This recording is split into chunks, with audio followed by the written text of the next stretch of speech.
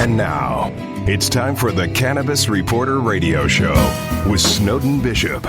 Listen in as Snowden interviews cannabis industry pioneers, marijuana experts, policymakers, medical practitioners, patients, and other amazing individuals with compelling stories to share. It all happens right now. Here's the Cannabis Reporter, Snowden Bishop. Hi, and welcome back to the Cannabis Reporter Radio Show. I'm Snowden Bishop, and I'm happy you could be here. Have you ever noticed how athletes who play contact sports appear to have superhuman resilience? The ease at which some of them seem to shake off serious blows and get back in the game is nothing short of amazing, especially considering that any one such occurrence would have me carried off the field in a stretcher and likely convalescing for weeks in writhing pain. But whether they're keeping their eyes on the prize or simply toughing it out for the good of the team, players pushing their physical limits like good warriors in the battlefield make it seem as though they're completely oblivious to the pain and risks of playing through their injuries. But off the field may be a different story. The NFL, MLB, MMA, and other contact sports leagues are notorious for dispensing conventional drugs to help athletes cope with injuries like strained ligaments, broken ribs, whiplash, and concussive blows to the head that can't be ignored once the adrenaline subsides and the residual pain kicks in. And when the NSAIDs don't work, they won't hesitate to prescribe opiates. While conventional drugs are effective for managing the immediate pain in the short term, they really do little to address the long-term problems repetitive injuries can cause. This is especially true of traumatic head injuries like concussions, which are all too common in contact sports and can cause permanent brain impairment over time. Medical researchers have begun to associate repetitive concussions with the degenerative brain condition known as chronic traumatic encephalopathy, or CTE, which often manifests as chronic headaches, insomnia, and dementia. While opiates and antipsychotics and benzos are prescribed to treat some of those symptoms, they pose dangerous side effects and have a high potential for addiction, which really only makes matters worse. This is where cannabis has proven to be a promising therapy for retired players afflicted with CTE and chronic pain stemming from a career of high-impact sports. While it's been nearly impossible for doctors to definitively diagnose CTE in a living brain, former athletes experiencing the symptoms of it can attest it is debilitating. Those who have access to cannabis can also attest that it's helping them cope with the symptoms and appears to slow the progression of the disease.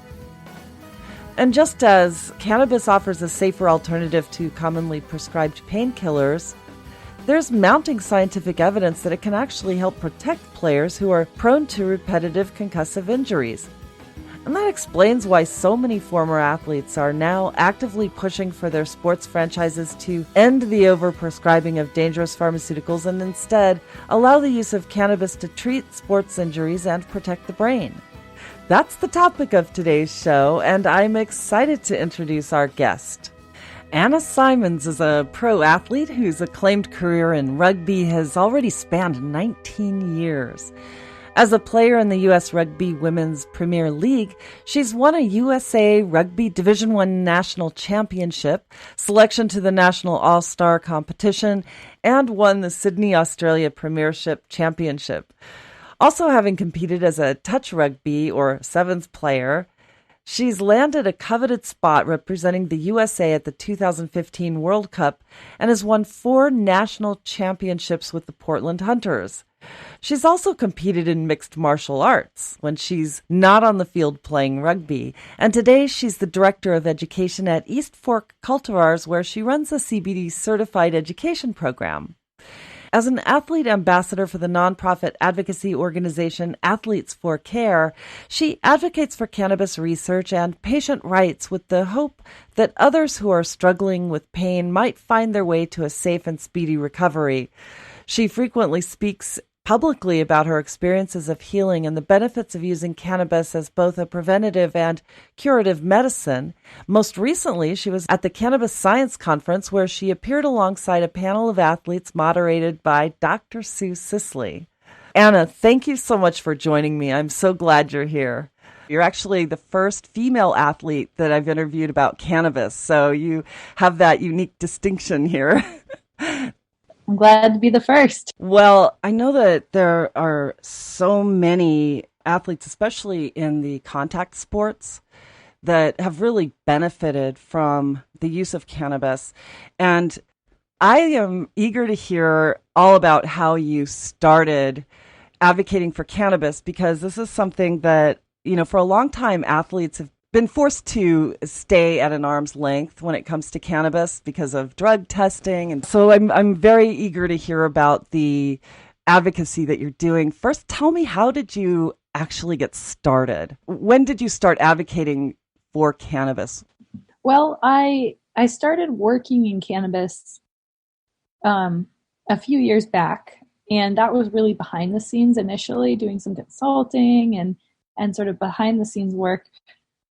And it was really only at the end of 2016 probably that I started to move into a more open role with cannabis, being a bit more public facing, and then really moved into a lot more advocacy and activism in 2017 when I became the director of education for East Fork Cultivars. And so I started to present regularly about cannabis science, CBD science. And then that year, I also became a member of Athletes for Care, a nonprofit mostly made up of retired professional athletes. And of course, we advocate for access, education, research, all of these important components. And so really, as I moved into last year, 2018, is when a lot of things really ramped up. And I was doing education, I was doing the athlete advocacy, and it's just continued to grow from there. I was such a huge fan of rugby. When I was growing up in Aspen, we had the rugby teams come in the summertime from Australia and from different parts of the world. And so it was something that I was always so excited to watch. And lately, we don't hear a whole heck of a lot about the sport. And it's something that, I just remember so fondly, and I'd actually like to get back to it. What networks are carrying women's rugby? Do you know? So there's a subscription service called Flow Sports. It's like FLO Sports that carries rugby online streaming here in the U.S., and you have to pay for it. So that's another hard thing, is that more people would love rugby if it was just on TV. They could easily watch it, but it isn't accessible that way. So it's like a catch-22 and something we're working on. But sometimes you'll see it on, sometimes there's free live streams. Like the Women's Premier League is offering free live streams for a lot of the games. So that's something they can look for from the Women's Premier League directly. There's links to those games. And then occasionally, I think NBC Sports will cover sevens, like certain sevens tournaments, and then obviously the Olympics.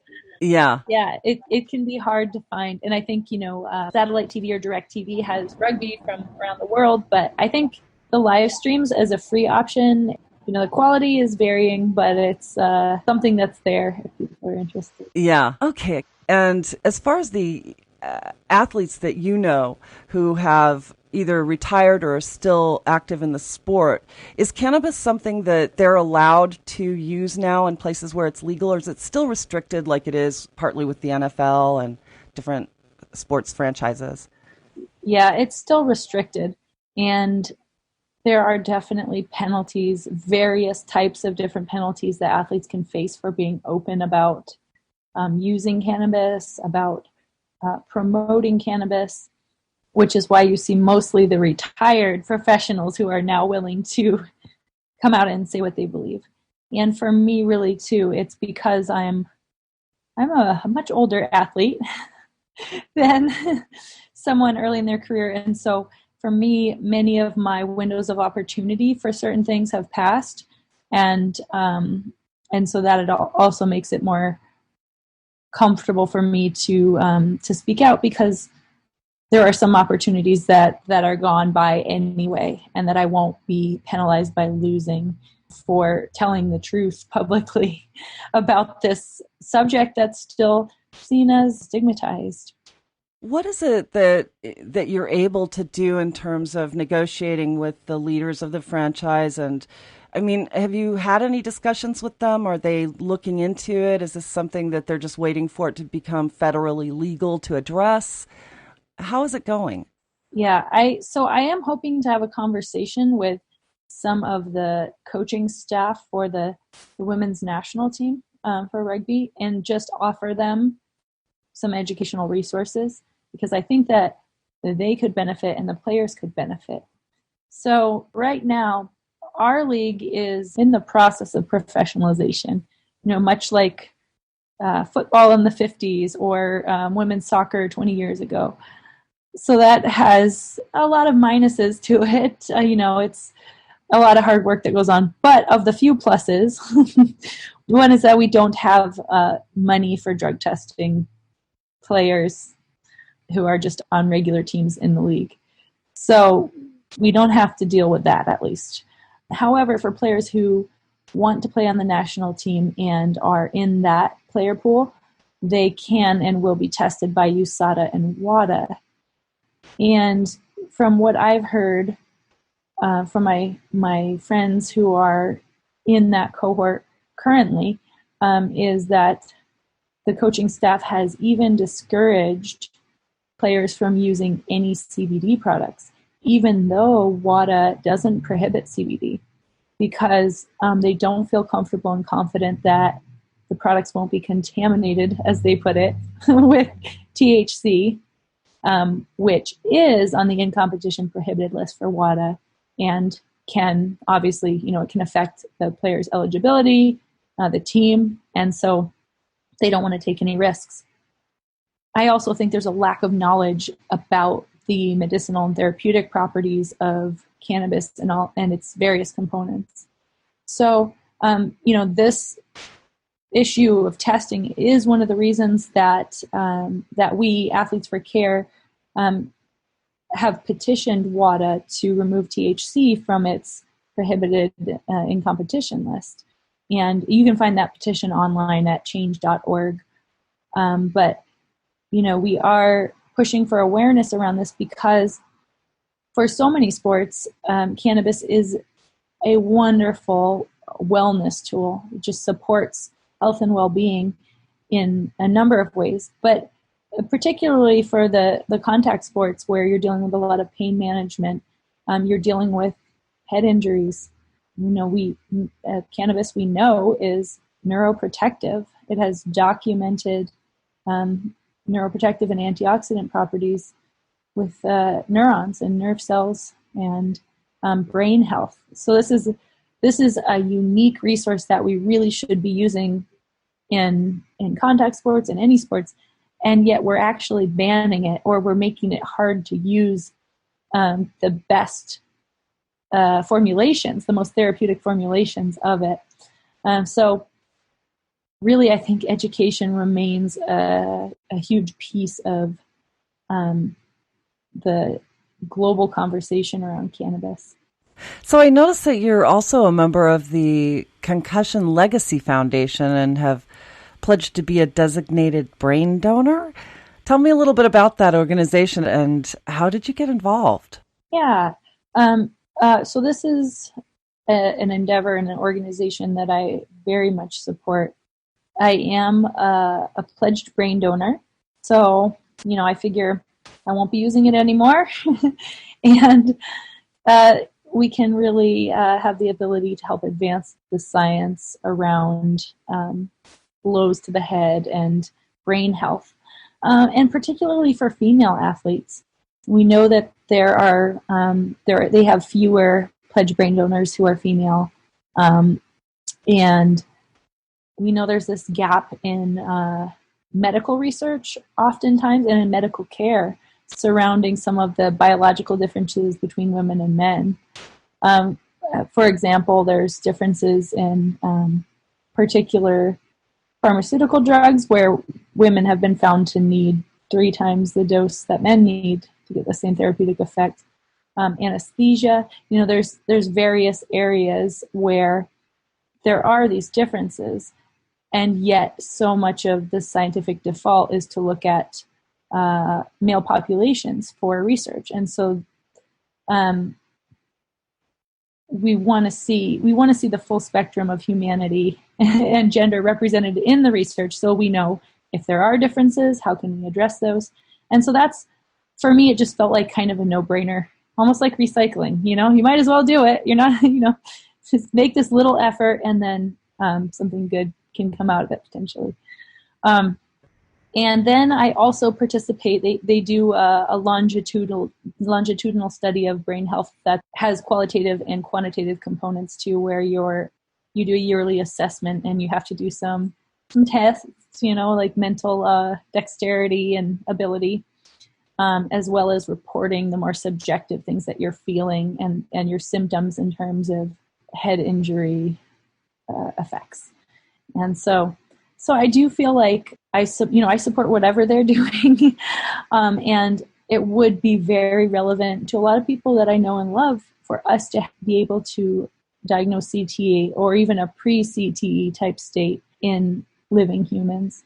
And I think we will get there. So I'm sure that the science is progressing quite a bit, and actually I've been meaning to sort of follow up with Dr. Raza about that. But you're educating people about CBD, and I know that there are concerns about the THC being traceable in the blood testing with certain types of CBD. I know that it's available without THC, with the THC completely extracted.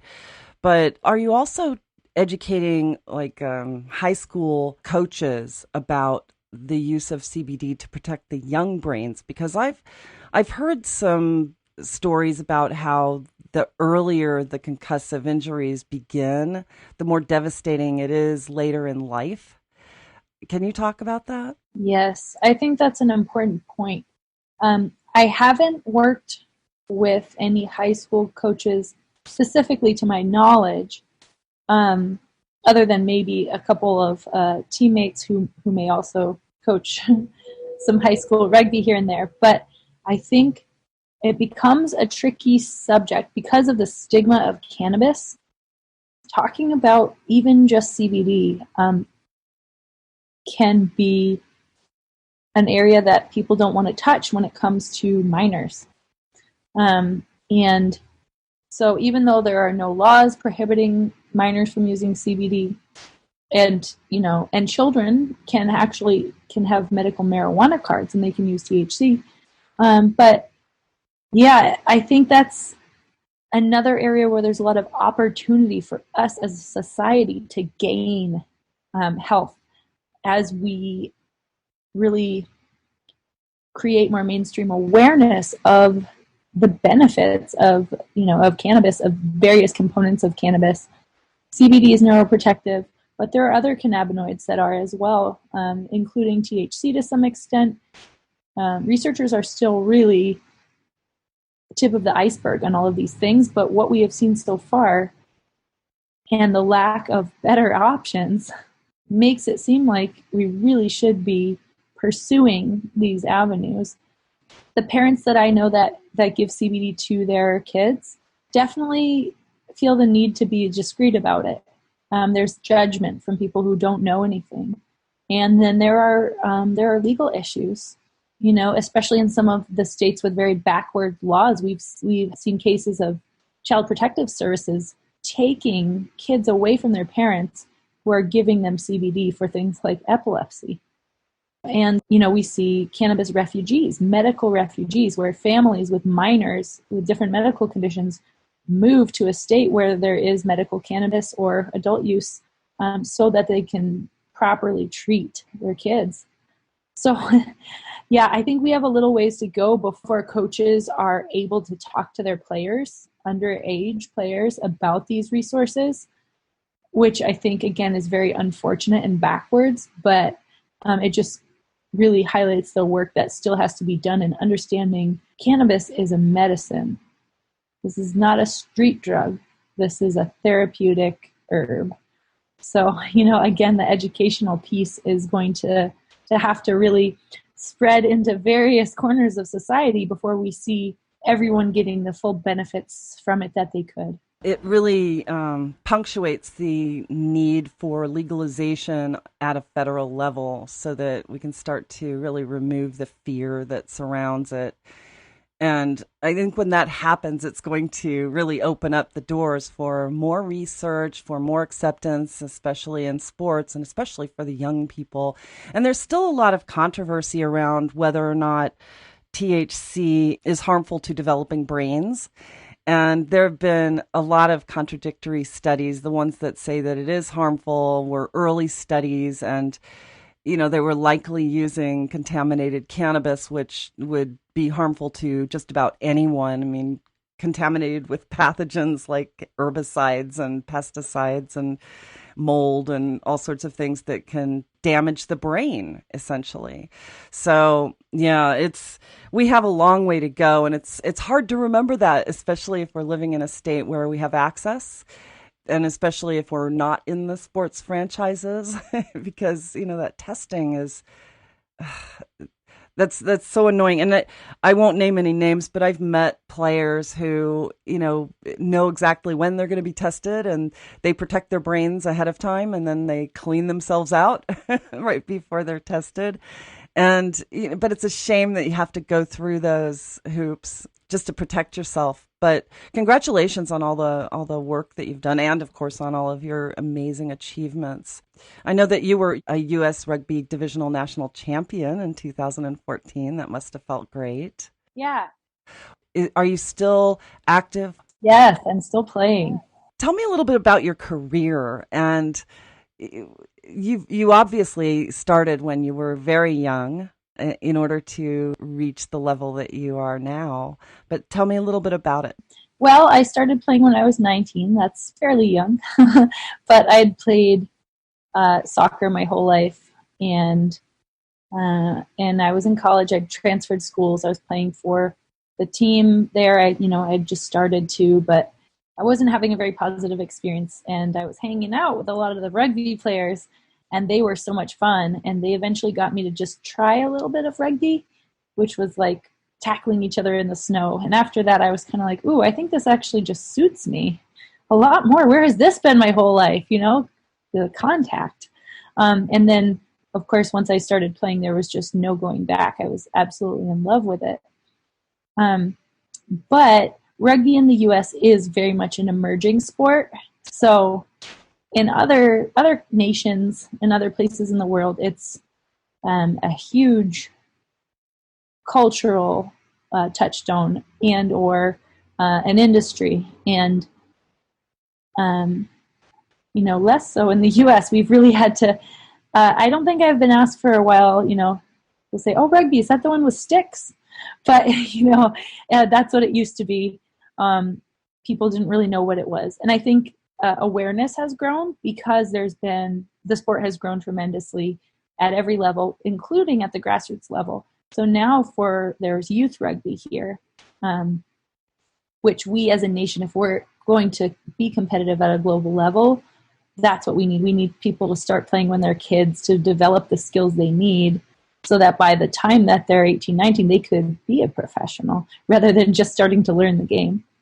And we're seeing that. We're seeing much more grassroots rugby, youth rugby, high school rugby, and collegiate rugby, programs where women can get scholarships. Men as well, but it was especially exciting for us as women. I think later in my college career, there were a couple of schools that had started to offer scholarships for players, and we would talk about that so enviously. Like, wow, wouldn't that be nice? And that was a little bit on the late side for me to participate in. But at the same time, it's really exciting to be in this cadre of players that's laying the groundwork for, that has helped grow rugby in America, and specifically women's rugby, that we as a group are advancing this sport that we love so much and feel so passionately about. And so I played a season overseas in Australia, in Sydney, which was really phenomenal and made some lifetime friendships there. And when I moved to Oregon after college, I started playing for our team here, ORSU. The Women's Premier League didn't exist at the time. It was just Division I was the highest level. And as we started to advance our game, we were participating at nationals. We were progressing in our outcomes. And then, so when the Women's Premier League formed 11 years ago, we were invited to be one of the founding teams. And the growth has been incremental. It's been there. But we have seen things like, rugby became an Olympic sport, specifically sevens rugby, which is a variation of the game. One that I also play. I love, for us here, it's in the summer, and I definitely love sevens. But that is the version that made it into the Olympics. And a key component of that was the women's game. Rugby was rejected the first time around because they didn't feel like there was enough parity or enough effort going towards the women's side. And the Olympics is very strict about that, which is awesome, because what it forced World Rugby to do was, which is the governing organization, World Rugby had to invest more in the women's game and raise up the opportunities. And so with advocacy coming from all across the game, including the women's side of things, rugby made it into the Olympics. And then we were able to have, for a handful of players, professional contracts to train full-time down at the it was called the Olympic Training Center. Now the name's changed, but down in Chula Vista, our sevens teams train there for rugby. And so for women to actually get these contracts was a huge deal. And for men too. But, now we see Australia has professionalized their top league. And England there to some extent as well. It's still only a small number of sevens players that have those national contracts, but it seems like those opportunities are growing. And men's rugby in the U.S. just professionalized a couple years ago with Major League Rugby. And so we know that where they go, we won't be too far behind, hopefully. So it's, even though I won't necessarily still be playing, to have these opportunities in the same way as the younger players, I'm honored to be a part of creating those opportunities, and all that means for women's rugby players, for rugby as a sport, and then of course with my other passion for cannabis, I want to use my knowledge of that world, of the science, to help my people, the rugby players, as well as all athletes. Really, I think that there's so much potential. We love sports for a reason. It gives us an outlet for energy, for creativity, for self-expression, for teamwork, to display our character, to develop our character. There's so many different aspects of it. And yet we take a lot of risks, especially in contact sports, and especially with our brains. Our bodies can get very injured, but the brain is its own beast when it comes to injuries. So I am excited to see where it's going to go, and I'm really keen to be a part of helping advance all of those things together. Well, the work that you're doing is amazing in that regard, and it is so important. But back to what you said about rugby being an emerging sport in the U.S., in Europe and other parts of the world, I mean, it's got a great following and everything else. But the same could be said for soccer, because it really, I think in the last 10 years, has started to pick up here in the States. But I was thrilled to be watching the female soccer World Cup. And I kept saying, wow, we women have come a long way, baby. When you look at just how the following developed in just this most recent World Cup, I was actually really pleased to see it. And I think that when people start to embrace women's sports, they actually start to embrace women in general. And I think that there's something really empowering about the championship that occurred during that time. And I think that it's starting to grow as a spectator sport here in the States, more so than it ever has. So I'm really looking forward to seeing rugby go through the same metamorphosis here in the States. And like I said, I mean, I saw it a lot when I was a kid and really miss having it accessible. I hardly ever hear about it now. And so I'll start looking for it now that I've met you. But it's exciting. And, you know, congratulations on all of the success. And I know that your work in advocating for CBD for athletes is just, it's so important. Can't stress it enough. Just because we have a very broad audience in a lot of states, people may not be familiar with the sport of rugby. I was because of my early exposure to it. But for people who don't understand what it is, can you kind of explain in layman's terms what the difference is between rugby and football and soccer? Yeah. So the way that rugby started was a schoolboy in England named William Webb Ellis. They were playing soccer, and he picked up the ball and ran with it. And from there, they just started inventing a different game. And what that evolved into was the sport of rugby.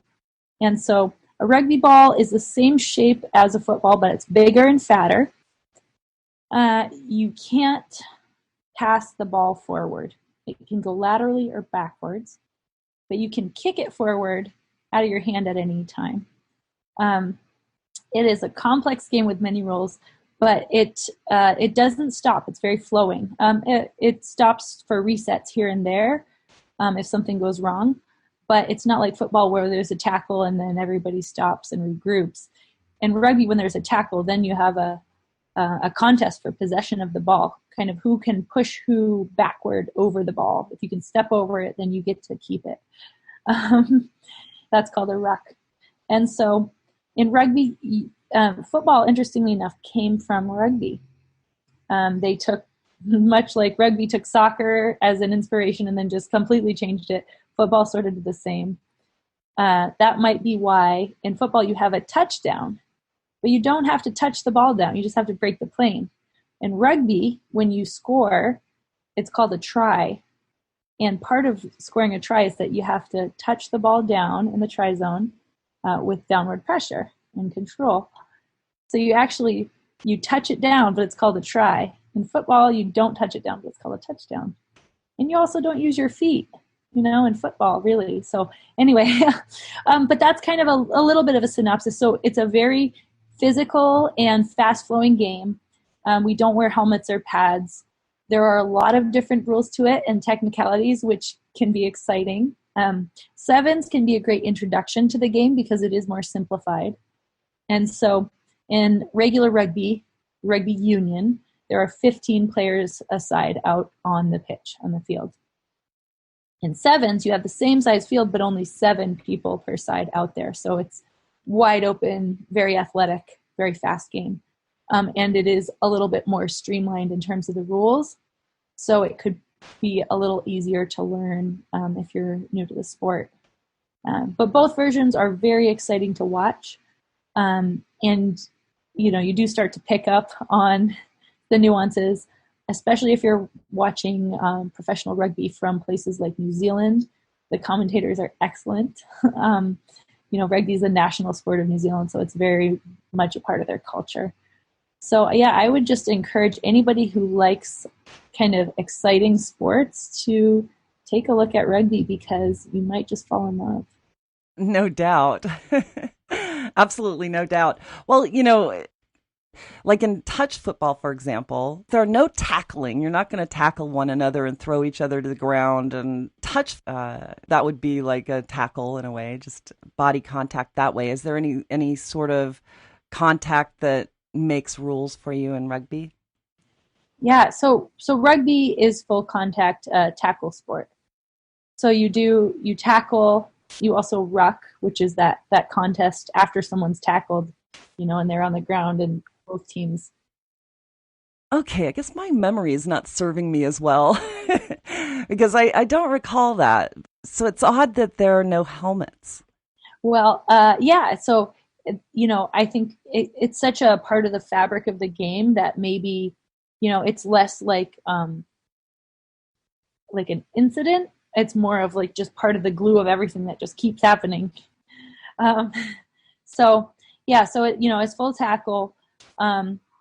There is also touch rugby, which is its own sport, and it's not just rugby with touching instead of tackling. It's actually has its own strategies. There's only 6 players per side. It's a different size field. There's all these different rules. I play that sport too, and it's fun. But contact rugby does, have my major passion.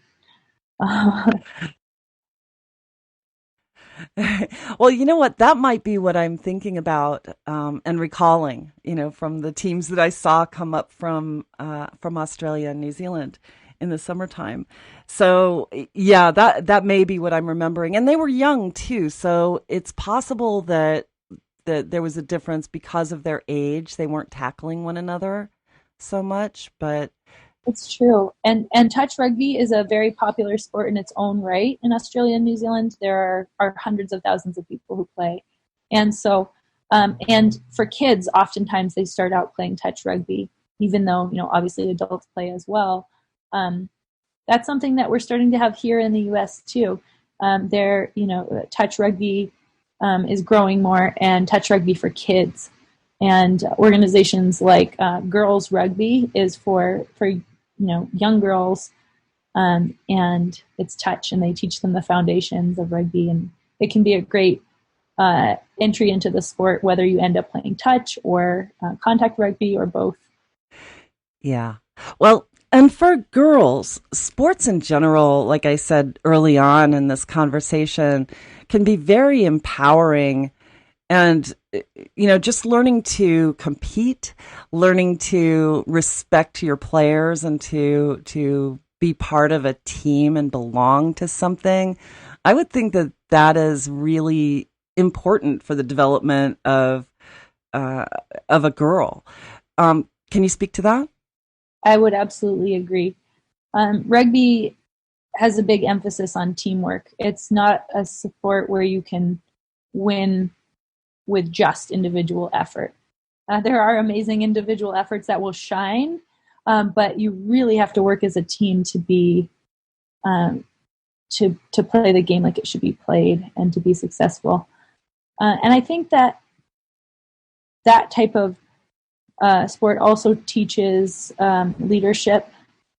It teaches you diplomacy and managing teams, managing interpersonal relationships, and how to work with people, who might not necessarily be your friend, but you need to accomplish something together. So in that way, I think rugby can really prepare people, but, especially women, for success in business and other endeavors, because there are a lot of transferable skills. And also, I think for women in particular, rugby's emphasis on function and performance over appearance. It's not what you look like, it's what can you do, and how tenacious are you. Whether that is your body size and shape, whether you're a really big person, we can use you on the rugby field. If you're very small, we can probably also use you. It's really all about mindset. Some of the toughest players I've played with are physically very small, but their presence on the field is a lot bigger because they have what we call mongrel. They just get in there and they make their presence and feel it with their physical actions. So I think for women that can be really empowering, because our society does place so much emphasis on looks for women and the shapes of our bodies. And it's hard to care as much about those things when you care about performance. Your weight relates only to, how heavy or light am I for pushing in a scrum or being lifted in a line out, or, finding that ratio between speed and power. What weight is ideal for me to be at my fastest, but also strongest?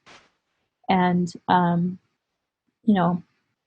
if my muscles look good, that's great. But what can they do? That's, I think, something very priceless about rugby. I love that. And mongrel, I'm going to have to remember that word. To me, it's like moxie or confidence. It's that feeling of being empowered. I love that. I'm going to steal that word. Anyway, but you received your Master in Arts in Communications from the University of Portland. And then I noticed also that you CBD certification. So few educational institutions actually cover endocannabinoid system or, the many uses and advantages of cannabis and CBD in particular. Tell me a little bit about that certification program. Yeah. So just to really clarify that, the name of the program is CBD Certified. That's the educational program that I lead, or we do the workshops and classes. So sometimes people want to know, well, what does this certification entail? And we don't like to view it as an official certification. It's just that CBD certified is just the name of the class. It's what we came up with. Like, you're CBD certified. You studied this. You know about CBD now. So I think that because it gets a little bit tricky. Who is qualified to certify someone in these things? Now we're starting to see established educational institutions creating programs of study for cannabis and cannabis science, which is exciting. And I think we still have a little ways to go. And then there are a lot of third-party educational programs that are great resources, but they are not cheap. And so with our program, we made it free because we really want to get this information out to people so that they can use it to better their lives. And so we want to make it accessible.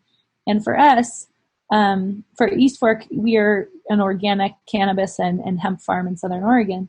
And so we don't view ourselves as being in the business of education. So we talked about how to approach this.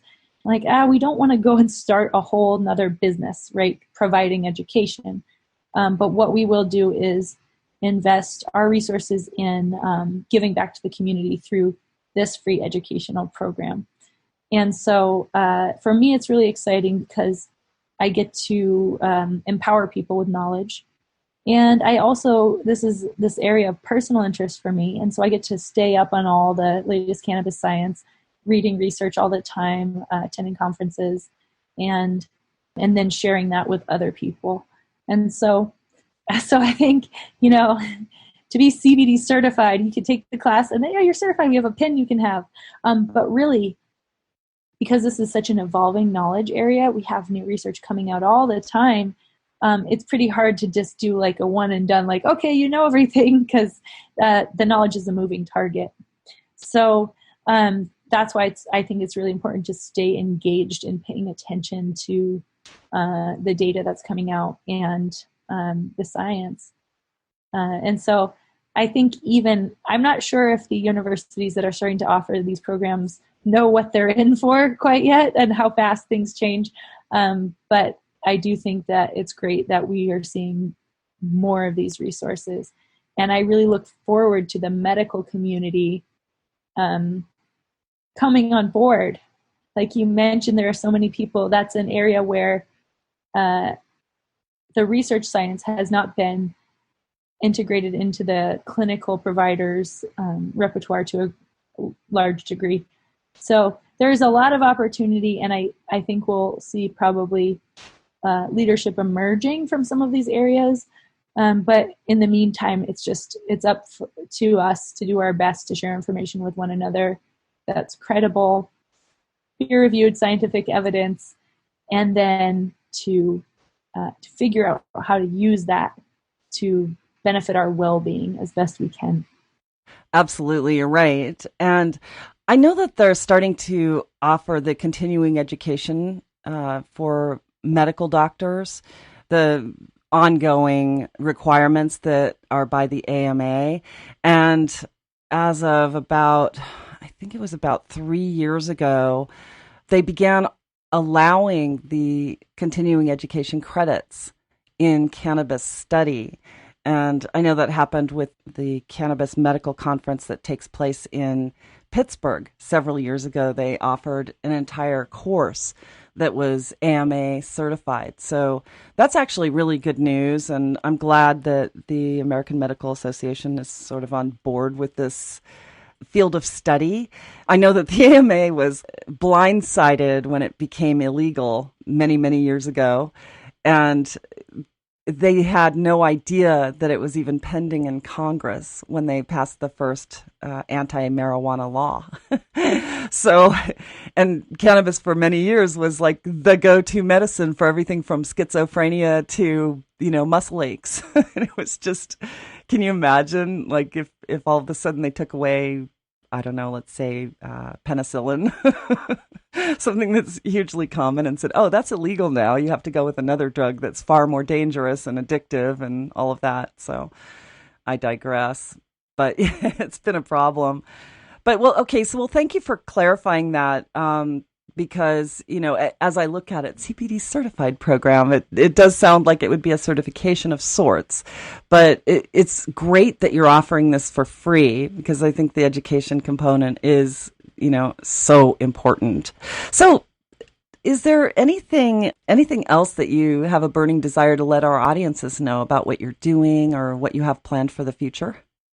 Yes. So we are taking CBD certified online. So this is a workshop that I would do in person. However, now we're turning it into a webinar. So people from all over can tune in and take the class and get that foundational knowledge. So I'm very excited for that. Keep an eye out for that coming soon.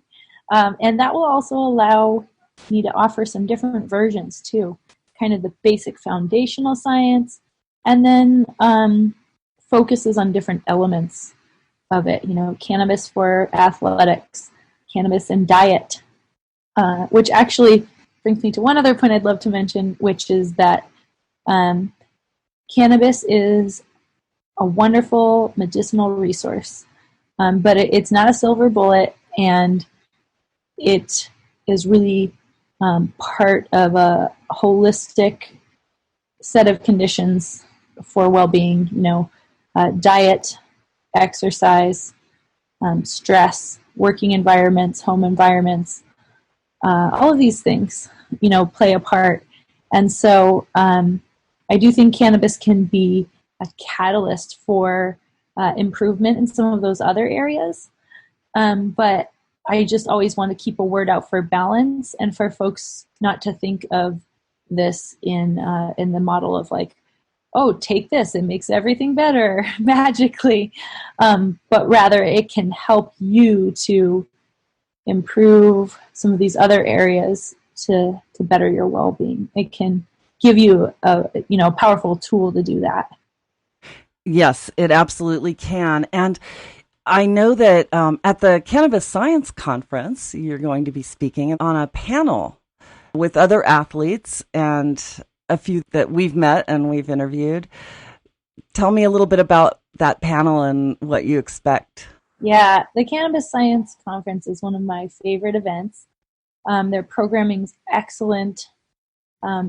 It's a very full schedule with so many good choices. And actually, for me, the problem is always choosing between which talks that are at the same time. But I will be on a panel with some other athletes from Athletes for Care, including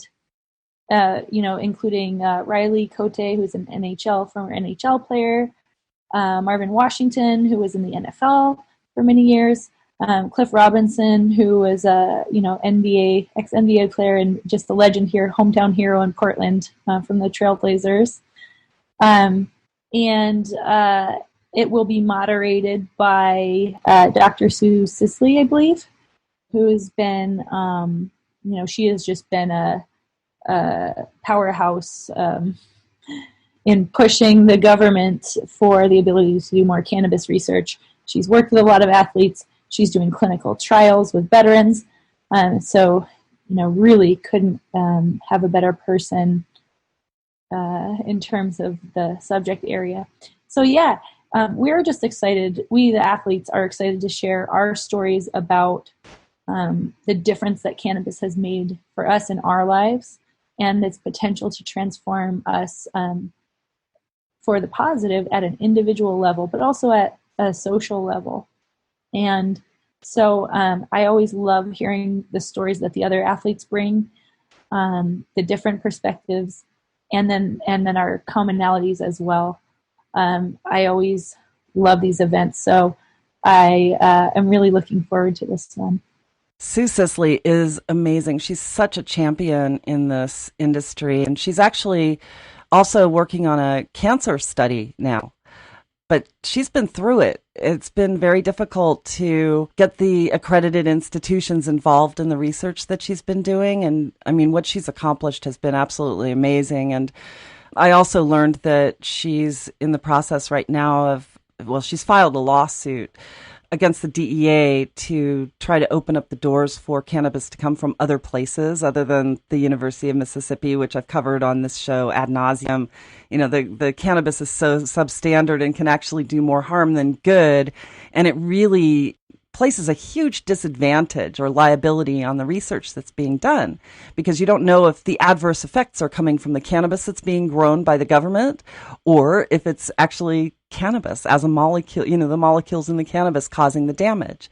And when Epidiolex came out, for instance, they had a marker in their study that showed liver damage. I'm like, I'm not surprised with all the pathogens that are in the cannabis that they had to use for this study. It's really not a surprise, but then the news came out, cannabis causes liver damage, which couldn't be, perhaps, maybe. I'm not going to say it absolutely does not, but that was really a challenge. But so I'm glad that she's going to be moderating that panel. She's amazing. Yeah, she is. She's that one girl. She'll fight him. She won't give up. Yeah, I know. Go, Sue Sisley. Yeah. And she was on our show about, 2 years ago. She was on our show right before she went into the thick of the study with the veterans. And Marvin Washington's been on our show a few times, and I'm due to have him back on, so you can tell him hello for me. I will. Powerhouse himself. So really nice guy, too.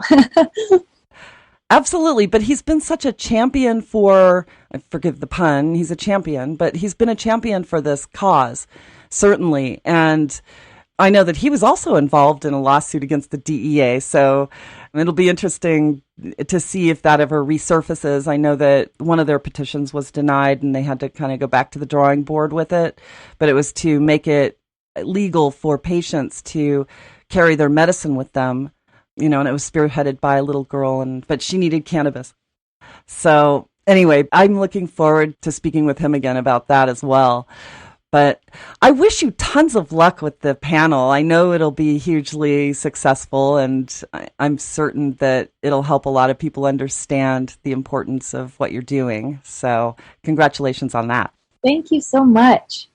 And just a quick note about that liver damage thing that you mentioned. Anybody who's interested in learning the facts on that should check out projectcbd.org. They did a great takedown of that study. There were a lot of problems with it. Like it basically didn't seem very credible at all. So I just offering that resource out there. You should check out their analysis of that whole liver damage. Thank you for that. I'll actually put that on the website when I put up the episode in the archives. Give me that URL again. Yeah, it's projectcbd.org. And if you look up, I don't know, they have a search function on there. I think if you probably put in liver damage or something, it'll come up. But yeah, it was that most recent, Forbes covered it. And basically, there were a few things, but the journal where this was published is not a credible scientific journal. It's known as a predatory publisher. And one of the conclusions was that 75% of the mice, because this was a study in mice, had died. But that meant that 4.5 mice died. That was 75%. So where is the alive half mouse and where's the dead half mouse? So they looked at the study and they pointed out a number of serious issues that I don't accept that conclusion. I don't think there's anything supporting it. And yeah, we need more research around CBD for sure, but I don't think that's a conclusion by any means. It really doesn't give you a whole heck of a lot of confidence in the FDA when they're approving studies. All they have to do is show 30% efficacy and a drug will be approved. So if they had 10 mice and 7 of them died and they didn't really do any follow-up research to find out why the mice died, and that's not really part of the final report that's available to the public, it's pretty discouraging. And I need to look at the counters to that study that are on projectcbd.org. I'm looking forward to that. I'll research it voraciously. I love to look into things like that. And one of the things that the FDA has done now that they've approved Epidiolex, and, God bless them for actually spending the money to do a study to begin with. Wish they had done it a little bit differently, but it actually put CBD on the map. But what it did was it put every other CBD producer at a disadvantage because the FDA is saying, well, there's only one CBD medicine that's approved and all the rest of them are still Schedule 1. So, and the hemp bill didn't do anything to alleviate that problem and basically turned the governance of legal CBD over to the FDA instead of the DEA, and we were better off when DEA was handling it because they knew it wasn't harmful, and they said, well, we don't care if you sell it. But the FDA apparently does. So what a mess. Oh, absolutely, it's a mess. And, as is so much that's going on right now in our government, but I won't go into that. I could, but I won't. So anyway, well, I'm getting a signal that it is time to start wrapping it up. Any last thoughts for us? Thank you so much for having me on.